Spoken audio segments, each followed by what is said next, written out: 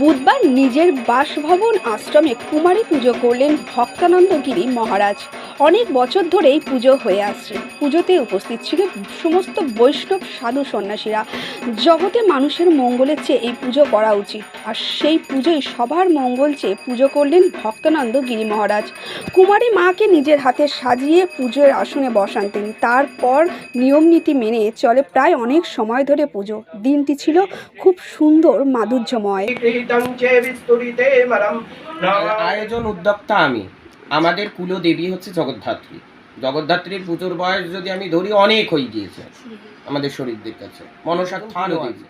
এবার আমি দুর্গা সাধক, আমি দুর্গাকে বসিয়েছি। 2.5 বছর বয়সে আমি দেবীকে পাই। আচ্ছা, স্বপ্নে, আচ্ছা, স্বপ্নেই পাই।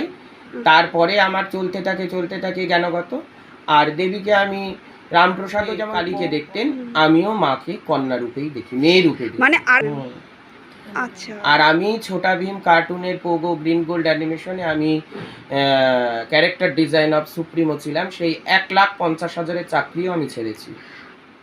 1,50,000-এর চাকরি ছেড়েছি, সেটা হচ্ছে 2015-তে।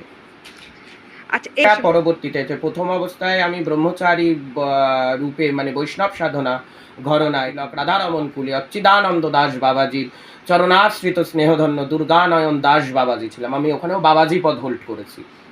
আমি কোনো দেবতার চরণের দাস ছিলাম না, আমার নাম ছিল দুর্গানয়ন দাস বাবাজি। ঠিক আছে। তারপরে সেই বাবার কাছে যখন আমি পুরী করে দিই, নিমাই সন্ন্যাস ছিলেন পুরী। তার পরম্পরা আদিগুরু শঙ্করাচার্য ঘরানার পরম্পরায় তিনি ছিলেন পুরী।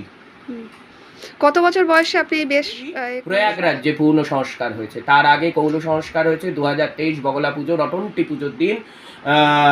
রটন্টি পুজো 2023 আমার গুরুমায়ের আরাঙ্ঘাটা মুক্তানন্দ গিরি মায়ের স্নেহধন্য পুত্র। আগে আপনি চাকরি করতেন?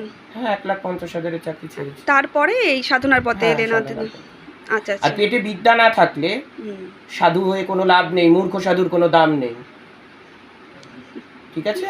8 বছর বয়সে যদি আদিগুরু শঙ্করাচার্য টোল খুলে আগণিত মানুষকে তিনি যদি দীক্ষা এবং শিক্ষা করিয়ে থাকেন, তাহলে জগৎগুরু আদিগুরু শঙ্করাচার্য পেটে বিদ্যা ছিল বলেই তিনি গুরু হয়েছেন।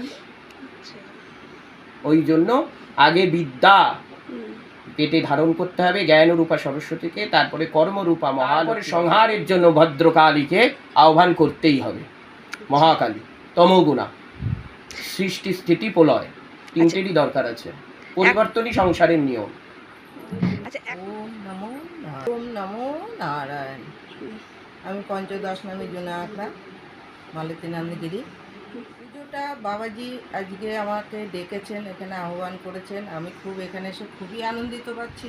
তার কারণ বাবার এত মহিমা আর বাবার যে এত স্নেহ, এটা ফেলে আমরা মনে হয় না। বাবা যখনই ডাকবে তখনই আমাকে আসতেই হবে।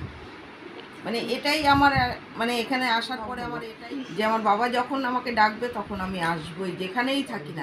হরে হরে মহাদেব। আমার নাম স্বামী সর্বানন্দ পুরী মহারাজ। আমি রহরা রামকৃষ্ণ মিশনের এক স্টুডেন্ট ছিলাম।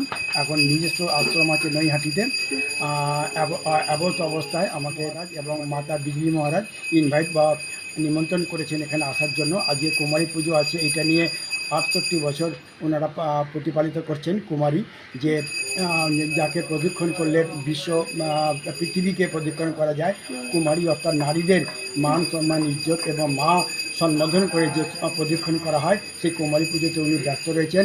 সকাল থেকে মঙ্গলাচরণ